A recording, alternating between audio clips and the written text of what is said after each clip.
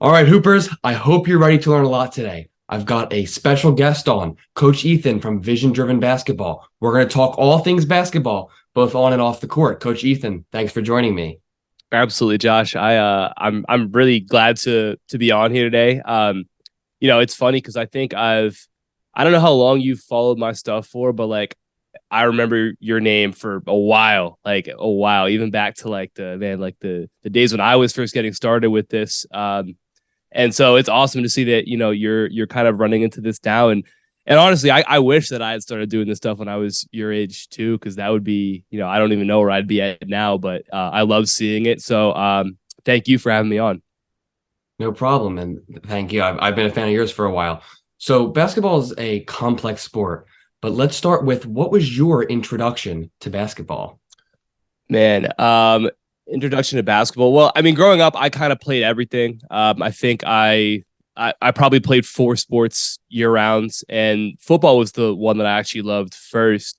And then I think basketball became my thing by the time I got to like probably seventh grade, because in Pennsylvania, that's when like school ball starts. That's when tryouts are happening and like the teams actually matter. And now you're practicing every day and all this stuff. So I think for me, when I first had to do that, and that's when it became serious to me. And that's when I started to you know like that was when my love for basketball I think developed, and kind of grew from there. But really, once it became serious, and I realized like, hey, there are cuts for this, and everybody's trying to earn playing time, and it's not it's not like how it used to be. I think that kind of the seriousness of it is kind of what changed my view on everything. So, you started in seventh grade, eventually got to high school. So, what was your high school basketball experience like? So high school was interesting. My first 2 years, I was at the big public school where I grew up, and so that was freshman sophomore year, and played freshman basketball as a freshman, played JV as a sophomore. Um, Ended up transferring to a small Catholic school my junior year, and finished out my last 2 years there, and that was awesome. Started for 2 years there. My senior year was the best team that we had in school history. A lot of fun, some really, really talented teammates that I got to play with there as well. And so for me, my high school career ended awesome. Like I couldn't have asked for, to be better to be for a better experience as part of a program. And yeah, it was nice to be able to kind of see the difference between like playing at this big school where, my teammates, when I was at my first school, I mean, I had probably seven kids who went on to play Division I sports, whether it was basketball or football, a bunch of kids who were going to play D2 sports. Just the level of competition was super high. And I'm really glad to have had that experience for sure. So, throughout your high school years, what type of player were you on those teams?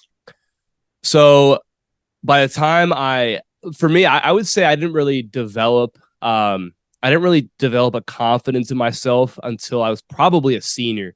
And so, up until then, probably freshman, junior, sophomore, junior year, I was mostly a shooter. I would say is what I like to do. Mostly because I just didn't feel confident really doing much else. Get to my senior year, that's when I started to branch out a little bit more. Still, definitely lean towards shooting. Like that was definitely what I did best.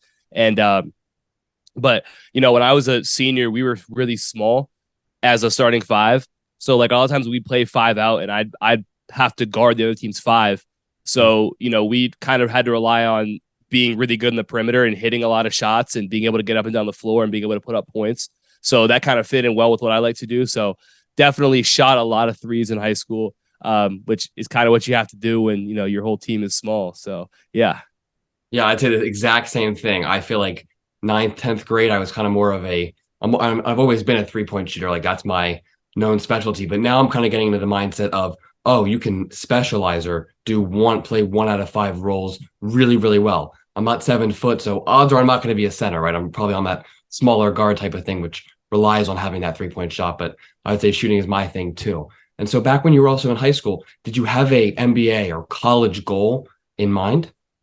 Definitely. I would say obviously growing up, I think every kid wants to play in the NBA if they play basketball. I think by the time I got to probably my sophomore, junior year of high school is when I started to really narrow down and like say, okay, this is what I want to do. Like I want to play college basketball. And I think going into my senior year, that was where, I definitely had a couple opportunities to do so. a bunch of stuff happened, which is kind of its own whole thing, which is how I got started with all of this. But yeah, growing up, definitely had a goal of playing college basketball for sure. And I would say as I got older, it definitely cemented into that. I was saying, hey, okay, let's play college basketball, see where it kind of goes from that. But yeah, growing up, that was kind of what all the work led towards. And not every player will have those sorts of goals. But I think for me, that was definitely something that I aspired to do for sure as a high school kid. I had the same thing with I agree that everybody in middle school, elementary school, they're like LeBron James or I want to be the next NBA player. But even recently this past summer, I started visiting a few college games and I was like, wow, everybody says it's college basketball. And I kind of put that off as like, oh, it's right. It's just high school. It's like going from JV to varsity. It's varsity to college basketball. But I see few D1, few D3 games. And I'm like, wow, college basketball is serious. It's not for people who just want to sign up. It takes a serious commitment and skill level to do so. Oh, yeah, absolutely. I mean, a lot of kids don't get it at all. Like I'll have kids who just have no clue who will come up to me and they'll ask me about a certain player, like a certain high school kid. Like even in my area, like the kids will come up to me and ask me about a certain kid and they'd be like, oh, is he D1? I'd be like, no chance is that kid D1. Like they don't understand. Like if that kid makes a D3 roster, it's impressive because every kid on a good D3 team was the best player on their high school team. They were an all-conference player. They were probably the best player in their conference. They probably were all-state. They averaged 20 a game. Like every kid at that level is the best from where they're coming from. And really the difference becomes like at those higher levels, you get to the Division I level, like you just have the best athletes and the best size there as well. But everybody's really, really good. If you take like in your area, you essentially, if you take probably 10 teams in your area, 10 high school teams, you just take the rotation. So you say the top 10 guys on each team, you're going to have like between probably 3 and 5 of those guys who are going to be good enough to play college basketball at any level. So being able to get anywhere is really, really impressive. And, again, for me, that was kind of my realization is like, wow, yeah, everybody is good. If you're playing college basketball, it's because you can play. Yeah, I had the same thing. And so in your high school basketball career as a total, what was your favorite basketball career moment? Yeah, so I'd say, high school favorite memory from basketball related. My senior year was like our good year. So that was like our best team in school history. So district playoffs, semifinals of that year. So you basically have to qualify in your district to make it to the state tournament. So for us, we hadn't made it to the state tournament yet. So we were, this was the first year that we were trying or that we were able to do that. So the semifinal of that, we're the 4 seed. We had to go on the road to the 1 seed. And we ended up just smacking them. We beat them by like 25. And I think I hit 6 threes that game. And that was just like, there's no better feeling than going into somebody else's gym in the playoffs and just ending their season then. Like and especially when you do it, when you should, like you're not supposed to. And, you're the underdog in that situation. And, you go in there, you just handle them. Like that's one of the best feelings that, you'll get. It helps too when you're playing on a team with a bunch of dudes who like just love it and are very supportive. And like, we had a thing, we called it Benergy, where just the energy on our bench was just so much fun. What we would watch back and just watch our bench and we would just laugh about it because of how funny those guys were, just the reactions to made shots and guys making plays and all this sort of stuff. So that would definitely be my best, my favorite memory from high school for sure. I feel like there's always that underdog type of comeback where even people say like when you're up at halftime, you got to be careful because otherwise the team that's down has a reason to play and finish the second half because they want to win. They want to come back. So after high school, you start to move on a little bit deeper in your career. So who and what was your inspiration for starting YouTube? For YouTube, man, it's funny. I actually, coming out of high school, I was doing a little bit of training. I ended up not playing in college, and that was just a kind of a myriad of reasons, but ended up not really having any situations that I liked. And so I was actually coaching a middle school team. And then I had a couple parents who just kind of reached out to me and asked, hey, would you trade my kid like outside of your team practice and all this stuff? So I started doing it. I loved it in high school. And I was always the one who kind of would run workouts and do all this sort of stuff for just like, whether it was my teammates or my brother or whatever, like that was kind of what I did. And so I was doing that a little bit. And then I had somebody who I knew who just kind of said to me, he's like, hey, like, why don't you start like posting stuff? Like, why don't you start like posting stuff on like YouTube or Instagram? And I was like, I actually didn't do it at first, but then I kind of started to see the value in it where I just, honestly, the inspiration for it was just, hey, I want to be able to provide something that I feel like would have helped me in back when I was younger, right? Like what would I have needed? What could I have used? And that was kind of why I even started. And that was kind of the thought behind everything that I was doing, is just like what would have helped me progress faster. And that was my thought moving forward, and everything's kind of grows from that. I had watched originally. You must have 101, I think something like that, podcast episodes on the Vision Driven Basketball Training Podcast. I'm sure we'll get down to that later in the line. But after seeing that and just, I think, watching so many different pieces of basketball content, I thought, like, I'm absorbing all this stuff. But I was like, what about somebody else who isn't seeing this? So kind of how can I help? Again, the same scenario where I was like, I spent my whole ninth grade summer shooting shots on air all summer, and must have been like 40,000 shots that summer. And I came back into the game and I was like, wait, why am I not just like dominating all of a sudden? Like, what's going on? And I realized, whoa, there's a whole nother level to what I used to just play at the park with friends. Now it's like there's a whole nother thing to training. And so by learning all that, I thought, how can I teach that to kids? Because if any kid younger than me learned something like that, they could obviously open up doors and opportunities, but it'll change their game. So you and who else? Danny Cooper were a big inspiration to me. I thought if they're posting it right, I can do it. And people say to teach is to learn twice. So you guys have been a big inspiration on that part. And if you were not doing YouTube, what do you think you would be doing today? Anything different? That's a good question. I'd still be training. I do, like, that's what I love doing. Like, obviously the YouTube stuff and all the stuff I do online is awesome too. And it's kind of just become a part of what I do. So, it's just another habit, another routine that I have. But at the end of the day, like, training is what I do. It's what I'm passionate about. It's the basis behind everything that I do. I set my whole life up just so that I can train. So I'd still be doing that. I coach a high school team too. So I'd be doing that. I love doing that as well. And so I don't think in that regard it'd be any different. Who knows though? Like, I don't know. It's funny because I'm still young, still 23. Obviously, I'm not as young as you. But I don't even know, if you ask me again in 2 years, like, who knows what'll be different. Right. But for right now, like, all I know is that the constant is just the training part of it. And just building their relationships through that and being able to be in the gym with players and seeing progress and, helping them improve. And that's really, what I love doing. So I don't think that would be any different, even, regardless of the YouTube piece. I find that part of training too is interesting, is helping the younger kids or even older putting together things like that, or telling them, oh, if I wish when I was younger that when I was learning ball handling, you have to do this, or you're dribbling, you should be dribbling this way, and having them connect that light bulb. And you're one of the rarest people I've ever met. And I'll tell you why. Is I've met basketball players, basketball trainers, and basketball coaches individually. I've even met some guy named the trainer player, but I've not, or it's very rare to meet somebody who's been a basketball player, trainer, and coach. So how has your perspective of the game changed being a trainer, player, and a coach? Josh, that's a great question.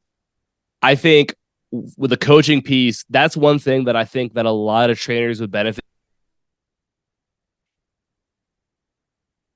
period of time. Like, I'm on year 4 now of coaching at the high school level with a school team, so not necessarily just like AAU or anything like that. But I'm able to kind of see how things work in terms of what matters, right?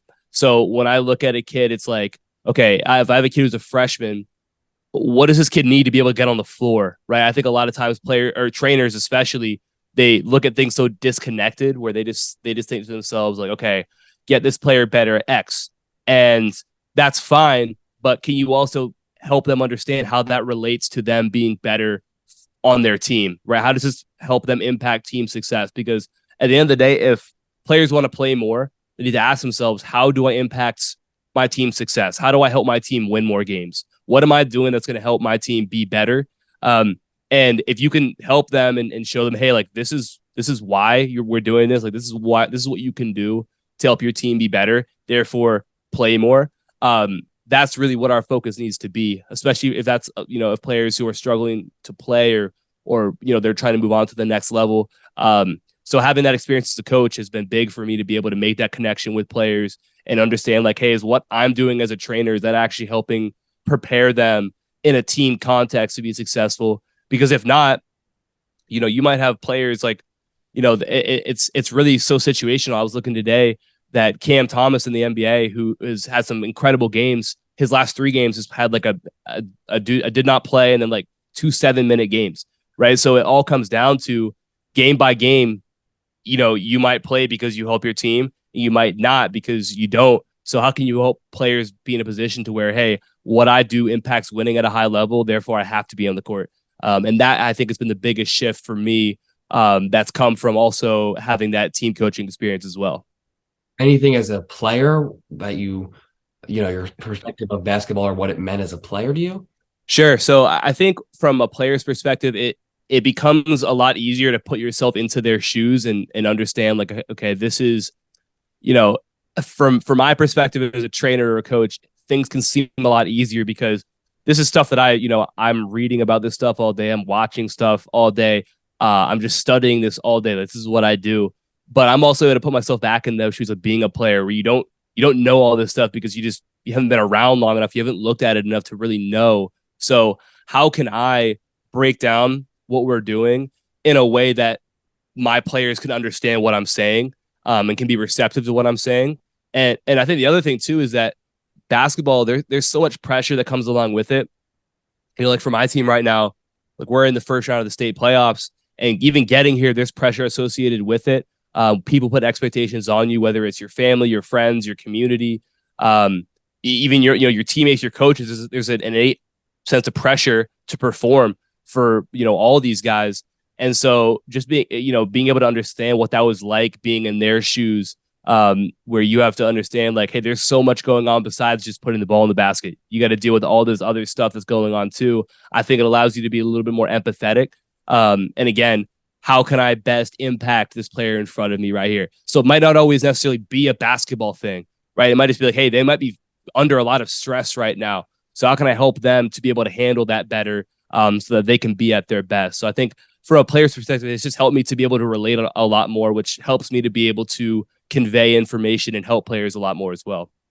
Right. And so in my opinion, training and being a trainer and being a player interconnect skill wise. So in your opinion, maybe as a trainer or as a player here, what do you think is the most valuable skill in basketball? That's a good question. I think that my go-to for this is always shooting the basketball, because I think at the end of the day, if you can put the ball in the basket, first of all, it's the hardest thing to do, right? Like if I start training a player and they already can shoot the ball, like I'm so happy about that, because that's the hardest part of it, is actually being able to shoot the basketball consistently. And so, for me, I think that's the first part, is like, if you can put the ball in the basket, it can overcome a lot, right? You can play a pretty bad game where you miss a couple layups and, you give up a few shots on defense and you don't get back in transition. You turn the ball over. But like at the end of the day, if you put the ball in the basket, if you make a bunch of shots, you're going to be in the game, right? You're going to be in the game. So I think that's the number one thing. If you just have if you have a team full of shot makers, you're probably going to be pretty good. So for me, it's like every team can use a guy who can put the ball in the basket. And that's usually where it starts. It's like, okay, how do we get really good at consistently putting the ball in the basket? And then once you have that, everything else opens up, because if you can shoot the ball, they have to play you differently, which opens up, opportunities for you to drive more. Obviously, it puts more pressure on help defense to worry about you, your own defender, which frees up your teammates as well. So if you can get good at that, putting the ball in the basket, not only are you knocking out the hardest part of basketball, but probably the most valuable part as well, because of everything else that it impacts. Yeah, it's kind of more of my answer too. I feel like, right, it starts opening everything up for offense and defensive ends. And so when it comes to training basketball skills like your shooting and all the other ones, I've always found it hard to train by myself. I've seen a lot recently about, especially on social media and online, about challenging yourself in workouts. So as a trainer who's played basketball a lot longer than me, what do you think is important when it comes to working out by yourself? So, when it comes to working out by yourself, like I think it really is that it's finding ways to challenge yourself Obviously, you're not going to always have access to defense. And I think ultimately the most ideal way to train is with defense, like if you can. But that doesn't mean that it's the only way to do things. And obviously, things aren't always going to be perfect, right? So if you can find an environment where you're always just training or playing against players who are your skill level a little bit better, you're like, yeah, sure, that's the best thing, but that's not real life. That's not how it always is going to be. So when you're by yourself, like what can you still do? Finding ways to challenge yourself. So if it's like shooting, for example, right? If you're already a pretty good shooter, just going around and hitting, spot up shots from the same spot over and over again, to the point where you can kind of go on autopilot and not even think about it. You're not really challenging yourself, so there's not much growth happening. You got to find ways to kind of be right on the edge of your comfort zone. So you can do this in a lot of different ways. Obviously, you can change the type of shots that you're shooting. So maybe the most simple way is like, okay, instead of shooting high school threes, now you're shooting college threes, right? Or pro threes. So now we're challenging your ability to make shots from farther back, which will translate to it feeling a little bit easier when you move back in for your games if you're, shooting at the high school line. So there's that. You can obviously change, okay, maybe I move into my shots. Maybe I'm relocating up the wing or down to the corner, or backpedaling into my shots. And now you're adding a element of momentum to your shooting now. One of my favorite ways to train shooting is just by mixing up shots. So using like a variable approach, meaning instead of a blocked approach where I'm shooting the same shot over and over and over again, if I use this varied approach, I'm now shooting different shots one after the other. So maybe my first shot is going to be just a catch and shoot three. And then my next shot's going to be a pull up off the dribble. And then my next shot's going to be a relocation into a three. And I'm forcing my body to now adapt to each shot, which is much more game-like, right? Because you might shoot a shot on the wing and then you got to go down and play defense. And the next possession, maybe you shoot a shot at the elbow, right? Or you shoot a shot in the corner. You're probably going to shoot at different spots, one after the other. So if we can train our ability to be able to handle that and adapt from one shot to the other, it's going to translate to you making more shots in games. So that's a shooting example. And I think that's a great way players can challenge themselves by themselves. We talk about like ball handling. I think a great way to do that is just by freestyling and trying different things. Really like an even more simple way. It's just like,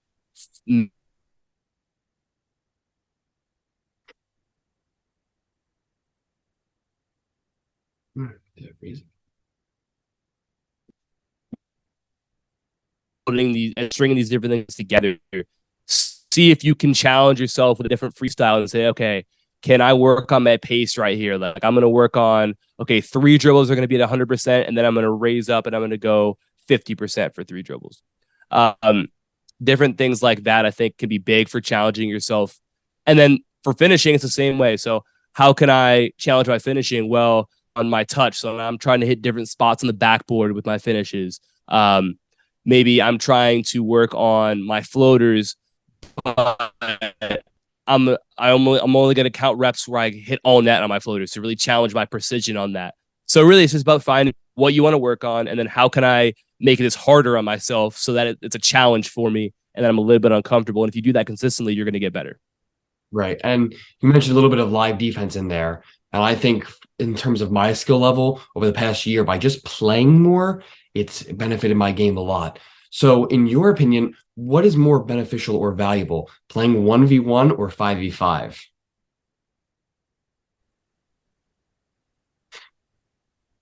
It's a good question. I think that it's a mix. I think both can be great. Obviously, one-on-one, I would say, is probably going to be better off for you because you're getting all the reps, right? In some ways, because I think that there's other elements of team basketball that you don't get from that. But if I'm just talking about straight up skills, I want to get better at finishing. The ideal situation is I'm going to have 2 players and put them in, it can be as simple as like we're going to work on one, the defender is going to hold the ball out and the offensive players are going to grab it and drive either way, and they have to finish at the rim. And that's like a really simple way that we're going to work finishing. So I think one-on-one is great in that context. Ball handling, another one, you can really work on handling pressure just in a one-on-one situation. So I would say overall it's one-on-one, but obviously with 5-on-5, that's how the game is played. So you need to be competent at that as well. with 5-on-5, you also have to learn ball movement, spacing. Defensively, you have to learn help and rotations and all these different things. So they both matter. I think ideally, especially in the offseason, you're doing a lot of both. So you're playing a lot of 5-on-5, but you're also doing a lot of 1-on-1, 2-on-2, 3-on-3. You're going to get more reps inherently because there's less people on the court. And if you can find a nice balance of that, you're going to get better as well. But I would say ultimately, if you want to become as skilled as possible, have the ball in your hands as much as you can, and you're going to do that more often with 1-on-1, 2-on-2, smaller sided games like that. Yeah. Okay. Definitely going to add that into my summer plan or next workout. And in terms of playing on the offensive or defensive end, not really a skill training type of question, but do you think it's more important for a player to be skilled offensively or skilled defensively? I would say offensively. I'd say offense, Matt, because like at the end of the day, defense is something where you can get better.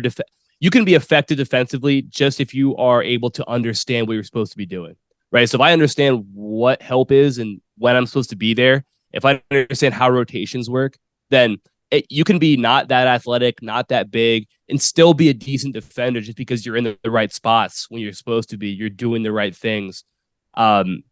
Offensively, though, like there is a certain like it's hard to hide on offense, right? If you're not a good offensive player, they're just going to take a guy off of you and put him on somebody else, and then you become a liability to your team. So it can work both ways. You can be a liability on both sides, but I think that offensively, that's really, especially at lower levels, like that to me is the not the more important part, but the part where your focus in the offseason should be on expanding myself on offense. Now, obviously, if you're playing a lot, you're probably going to become a better defender. If you're playing on a 1-on-1, a lot of 5-on-5, you're going to have to guard people. You're going to get better at it because of that. So you're going to inherently improve your skill on that end as well. But I think that your main focus should be that offense. And then if you, again, have that understanding of what is help defense, what do rotations look like, then you'll be able to figure it out on the defensive end too.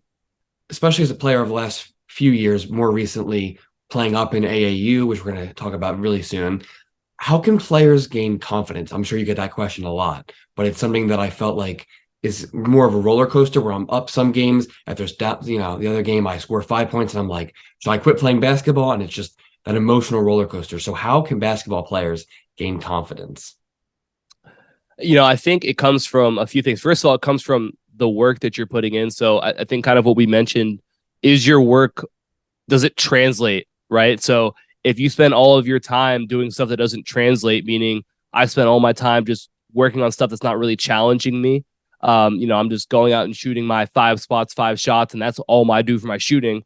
Not that there's anything inherently wrong with that, but if that's all that I'm doing, I'm not doing anything that's challenging the type of shots that I'm making to expand my capacity to put the ball in the basket. I'm not adding any sort of defense to, contest shots or pressure me. Then it's going to be a struggle for you to be able to, hit shots in games when there are different sorts of shots you have to make and there is defenses pressuring you and all that sort of stuff. Does your work translate? If all you do is stationary ball handling and then you get to the game, you have to actually move. Well, that's probably not going to translate and you're going to feel way less confident because all the work you've done on ball handling doesn't translate when you have to handle a full court press against somebody who's trying to take the ball from you, right? So are you actually putting yourself in those situations in your training so that you're prepared for it? If you're not prepared, you're not going to feel confident. So that's why I think where it starts is just making sure that the work you're doing matters and it translates. I think on top of that, a lot of players do that though. A lot of players, they put in the work and the work is good and they might even have the ability, but then it's sometimes there's still a disconnect where they still don't have the confidence. And that's where, confidence is going to come from doing things, right? So first of all, understanding that you're going to fail sometimes, you're going to have bad games sometimes, you're going to miss shots sometimes, but it's not the end of the world when you do. You're able to bounce back, right? It's not a death sentence when you miss a shot or when you have a bad game. Once you realize that, hey, I can have a bad game, and then I'm also capable of coming back the next game and having a good game, and you start to understand that, and you start to internalize that, that's where confidence comes from, is having done it. It also helps when, you know that, hey, I've been successful in games before, right? You can bring a certain confidence into games if you've already been there and had success. You you get there by doing it, right? By playing in those games, by working through that failure. And that's the tough part. It's really tough to work through failure and actually get to the point where you have the confidence. But it's a necessary step for sure to do that. And then I think in terms of getting to that point, one thing players can do is just think about, okay, it's not just about the outcome of things, right? It's not just about, did I make this shot? It's not just about, did I have 20 points this game? It's not just about, did I have 0 turnovers this game? Start to look at it and say, okay, I'm just trying to get better. So if there's an experience that I gained from this game that is going to help me be a better player moving forward, then that's a positive for me. So for example, maybe, you go out and you only score 6 points and you miss 4 shots, but, maybe one of those points you scored came off of, a cut on offense you'd never done before. You'd never seen it before. And it was something that you just now recognize as, hey, this is something that I might be able to do more often. You got better through that situation, right? And so now you can take that forward for you. And, 2 months down the line, you're better because of that one moment. And that might have happened in a game that was bad. So if you start to look at it and say, what can I take from each game that's going to make me better long term? Eventually, you're going to gain a lot of experiences that are going to help you and are going to make you a more confident player. And especially for younger players, like, nothing's final, right? Everything seems bigger than it is. A game, like a game when you're a freshman, a sophomore, sometimes even a junior, means almost nothing. Like, it'll mean nothing in a year, right? So if you just take away what you can from those games and use to make you better going forward, that's the most important thing and the best thing you can do if you want to gain confidence going forward. I always think about, control what you can control. I remember, I think in one of your podcasts, you were saying you could have the perfect shot and perfect arc on a shot, and it's still not going to go in. It could rim out. I think one time you said there's could be wind in the arena just a little bit to make it go out. So how can you control the things that you can control? You can only really control effort and attitude. You can't control whether the shot goes in. You can obviously control your preparation too, but doing the attitude really goes a positive way. And for me, especially, I think I really gained a big boost of confidence in AAU, playing 2 to 3 games a day. So your first game, you have that 6 points. Well, in the next game in 2 hours, you don't have time to sit there, put your head down and just say, I want to go home. You got another game that you got to go perform at in 2 hours. And then you want to come back Sunday and, compete or perform again. So what are your thoughts on AAU? And is it an essential part of a Hooper's offseason? I would say yes, it is. And it could be for multiple reasons. I think, first of all, it's just good to play as much basketball as possible. Does that mean you need AAU? No, it doesn't mean you need it. But typically, it's where you're going to go to get the best competition all kind of concentrated in one spot, which is, a valuable thing. As you get older, AAU becomes more important, but for different reasons. Like when you're like a junior, maybe a sophomore, depending on the level that you're at. But junior year, that's when, that 17U year, that's when recruiting is pretty much happening in the spring and summer at these AAU tournaments. So Then it matters, what team am I playing on? Because is this team playing in front of college coaches? And that's where, I sometimes have a problem with AAU, because if you're playing 17U and you're not playing at live events, like NCAA certified events, then those games are basically meaningless aside from you just getting the experience of playing. So it really depends on what you're going for. If your goal is, I want to play college basketball, well, you got to ask yourself, if I'm in 16 or 17U, are we going to these live events where college coaches are recruiting at? If not, you got to find another team that is.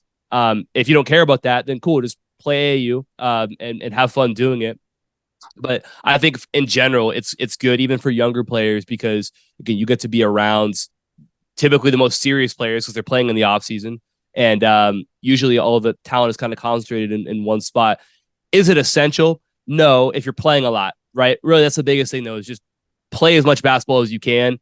If AAU is a part of that, awesome. If you have other ways of doing it, especially if you're younger, that's great too. Just try and find the best situation for you in particular. But as you get older, AAU is critical if you want to play college basketball for sure.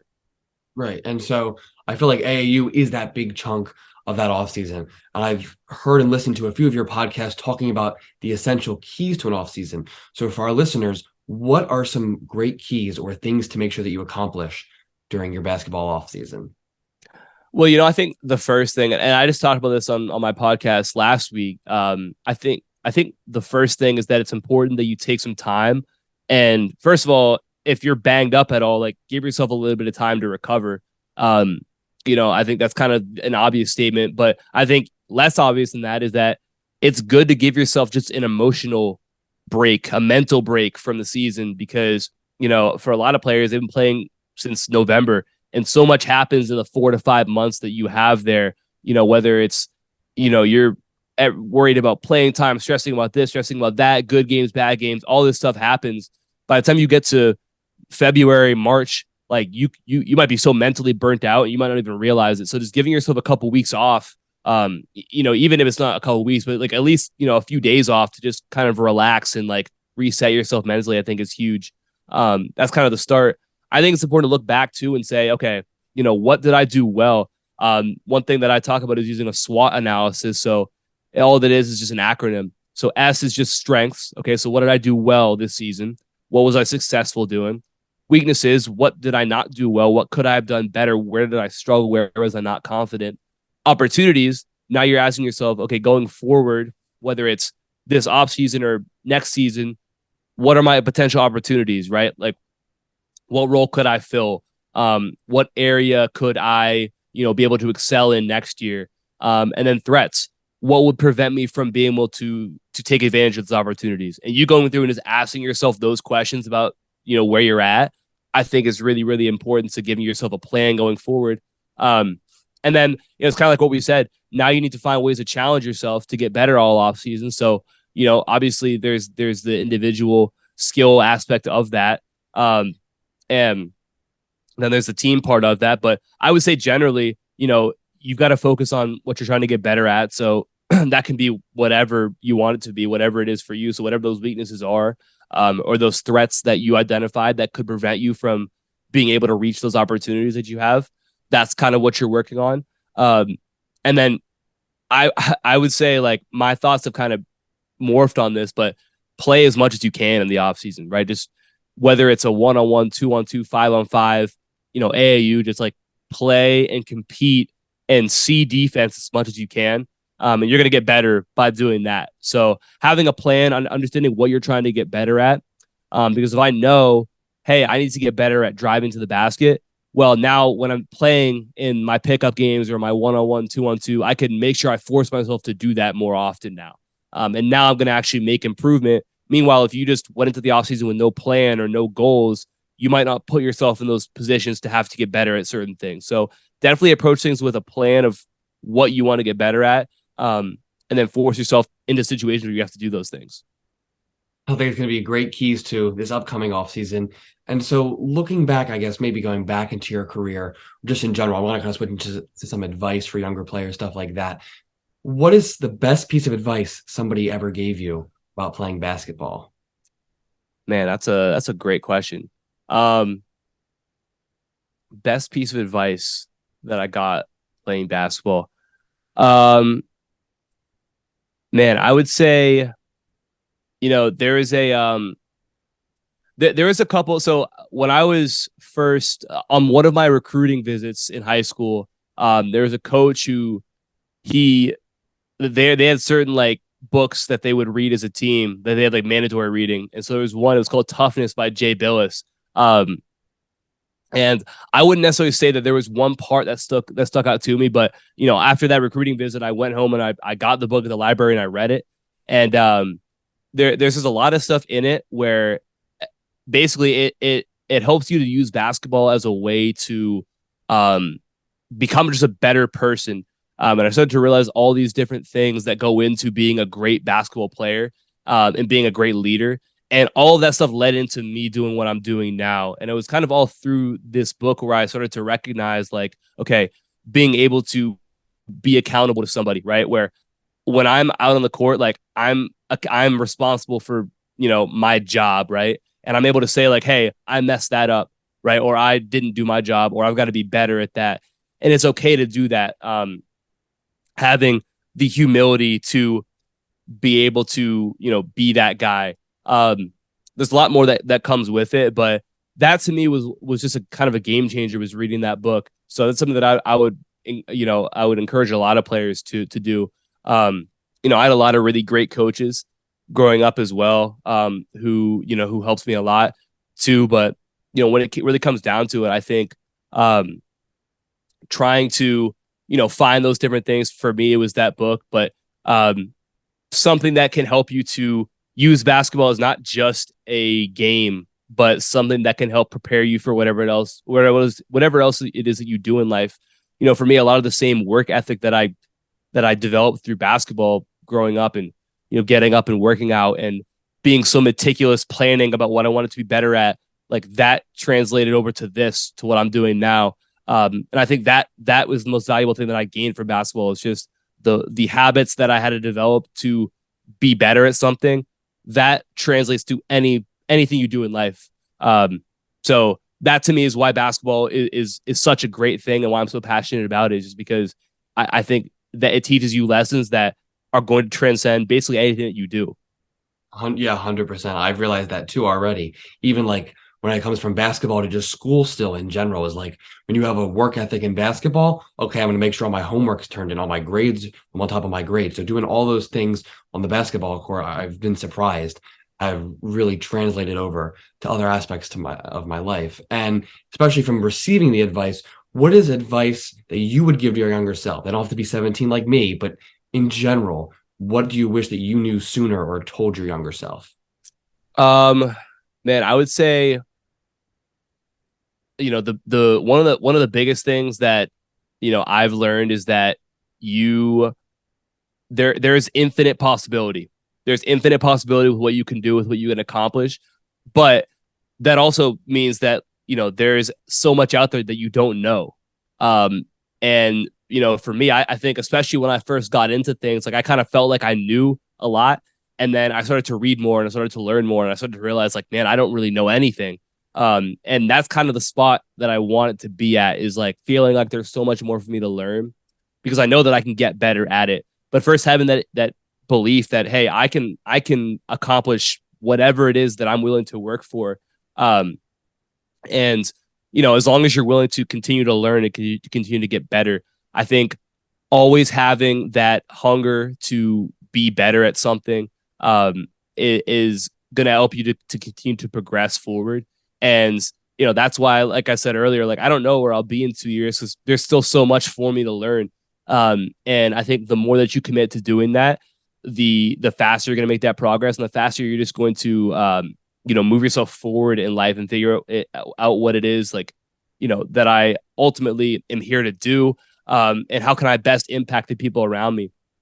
And it all just comes back to, how can you become the best version of yourself. And for me, it's like that's the constant chase every single day that I have to be after. And so for my younger self, it's just, man, what can you do to be the best version of yourself every single day? What can you do to get a little bit better? And if that's the way that you live, then again, the options and the things you can accomplish are limitless, for sure.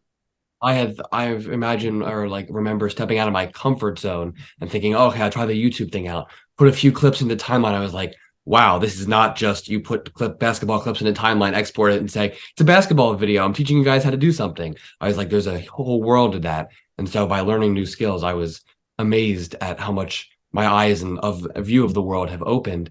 And so I've looked up for you for a long time, but who's somebody you look up to? Who's Coach Ethan's role model? Man, there's a lot of people that I've really learned a ton from. I would say, I had coaches growing up, I think, who really inspired me with just how they were, and I think it helped me to realize the impact you can have on players. Like I remember, like, my high school coach, or trainers that I had in high school, who just like had this huge belief in me, and would help me to believe things about myself that I might not have even believed at the time. And I realized just how powerful words are, and how big of an impact that you can make on somebody's life just by being that positive person for them, and helping them to gain that confidence, that belief in themselves. And, I say, there was a trainer I had in high school who, going into my senior year, I was working with a lot, got a lot better. And then after that season, right, I'm planning on playing college basketball. So that whole spring and summer, we're working out. and then things end up falling through with that college team. And so, I basically stopped playing basketball for like 2 weeks, 3 weeks. It's probably the longest I ever went without touching a ball since I was 11 years old. And so I go out and one day he sees me out somewhere. He was like, "Hey man, like, what's going on? Like, where have you been at?" And I kind of told him what was going on. He was like, "Hey man, like, listen, I still think there's an opportunity for you if you keep working at it. Like, I still think you can do something." Like, and he kind of prompted me to get back after it, and I did. And going through the next year, there was more opportunities for it. And I didn't end up taking any of them, but that led into me starting training. And I wouldn't have even done that had it not been for somebody else's belief in me. And, I still think about that moment where it's like, I owe so much to someone like that, because they had this belief in me and they wouldn't let me, not achieve what I could achieve. And so, my thing is like, I want to be able to be that person for players as well. And help them to, achieve things that maybe they don't know yet that they're capable of achieving, and reach a level maybe they don't know yet they're capable of reaching. And so for me, I think that's really what it comes down to. There's a lot of trainers out there online too who I love. Coleman Ayers, by any means basketball, he's awesome. Tyler LeClaire, TJL training, he's great as well. Those are two of the guys who I've learned a lot from for sure. You mentioned Danny Cooper a couple of times, and Danny and I are like, that's my boy right there. We'll go back and forth with ideas, and I've learned a lot from him as well too. Shout out the trainer player. And there's a really nice group of guys who are around my age who are doing this stuff at a really high level that I learned from every single day. And so it really is an awesome time to be doing what we're doing right now, because there's so many great people out there who have put a lot into this that I learned from as well. And there's probably 50 other people I can mention who I learn from on a daily basis. But there's a lot there. But I've been fortunate to have a lot of people in my life who I've learned a lot from, for sure. I think I agree with that. Like as a whole, nowadays with social media, there are so many people that are able to teach basketball and spread positive message, a basketball skill, anything about basketball across the globe. And especially you were somebody I've looked up to. I feel like you're one of the reasons I'm right here today was through your podcast, learning so many different lessons. Like we said, 100 podcast episodes. I remember the first time I found it, I must have found episode 5 or something, went back. All I would do is just dribble outside with the basketball and listen out on repeat. Then I would comment on the videos. And that to me was what brought me from becoming a basketball player that just knows, oh, it's a sport with an orange rubber ball that you put in a hoop, into, wow, there's a whole bigger, deeper sea-level game, going on here. So can you talk a little bit about your vision-driven basketball training podcast? Sure, man. First of all, I appreciate that. I really appreciate the sport, and I love hearing that too. And I'm glad that, I've been a part of you, starting your own thing, because I think it's awesome. So I started my podcast, I think spring, I want to say April of 2020. So I think I just dropped episode 104, 105, somewhere around there. So it's been something that I kind of started off because I was able to just have more, it was a long form way to be able to get through things and explain things in depth, and talk about topics that are harder to talk about in a shorter YouTube video. Obviously it's let me to have guests on as well. I've had, a lot of the guys that I even mentioned then have been on my podcast too. So it's been a chance for me to be able to learn a lot, by having those guys on. So, but at the same time too, kind of what you mentioned already, to teach is to learn twice. So a lot of things that I've wanted to talk about on my podcast, I have to really look and say, okay, do I know what I'm talking about here? Can I actually give this information? And that forces me to go and have to read more and study more and learn more and be better at it. Which ultimately just makes me better as a trainer, as an individual. And that has been such a big benefit of having that. So, obviously it's geared towards players a lot. The stuff we talked about, whether it's, making sure that your training is translating, how to have effective workouts, different things when it comes to, developing your ball handling, shooting, finishing, watching film, talking about, how to be successful in season, how to have a great off season, all these different topics we kind of go through. And there's stuff for trainers too. So, how to communicate effectively with your players, emotional intelligence, how to actually plan out and help your players improve and make strides. And, then obviously I've had some really, really, really great guests on too, who have kind of touched on both of these things as well. So, I know a lot of people, like you said, Josh, they'll tell me like, hey, like, I'll go out to the courts and I'll be shooting and I'll have, your podcast playing. So it's been awesome to hear stuff like that. And, yeah, 100, I think it's 104 episodes at this point, going strong here. And,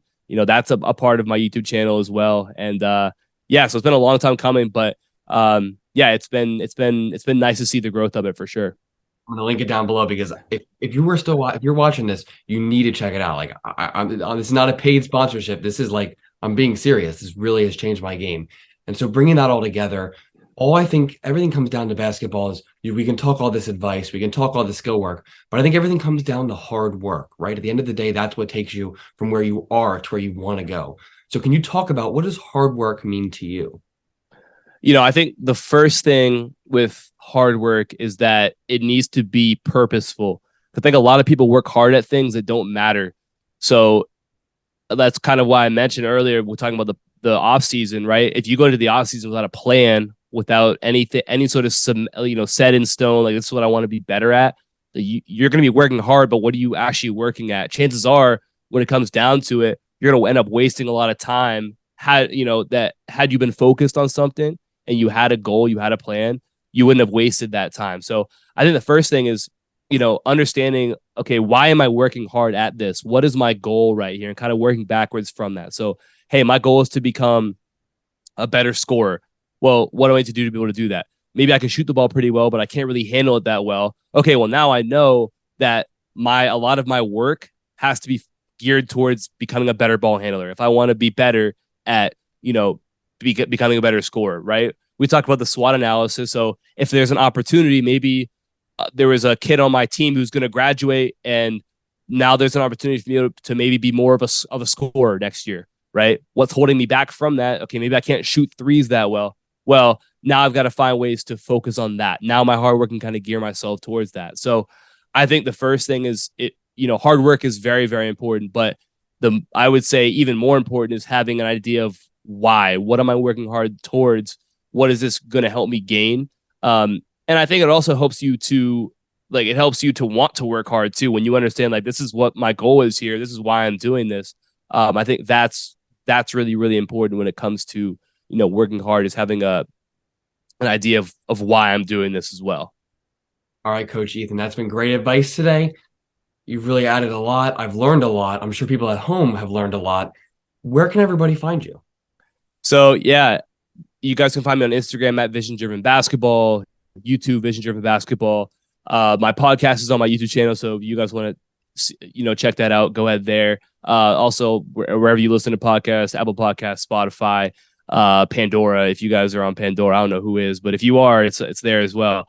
So you can check that out for sure. And yeah, I mean, I'm always, I always appreciate feedback. I always appreciate questions, comments, suggestions. So send me a DM on Instagram, leave a comment on a YouTube video. If you have a question for me, you have a suggestion, whatever. Josh, I appreciate you having me on for sure. And I absolutely love what you're doing, man. Like I said to start off, like, I wish I had been doing this sort of stuff at your age, even if, I might not have been posting. Just like trying to learn about this stuff, I think is so, so valuable. And like I said, there's so many players out there who struggle with different things. And just having another voice who I know is like, really about it and trying to help people be better, help kids be better. Like, that to me is like one of the most respectable, commendable things you can do. So I really appreciate you having me on, and I'm excited to see, how much you grow here too, man. So thank you a lot for having me on. Thank you guys for watching. Be sure to check out the playlist wherever I decide to put it to watch more interviews, subscribe for more basketball content, and I'll see everybody next time.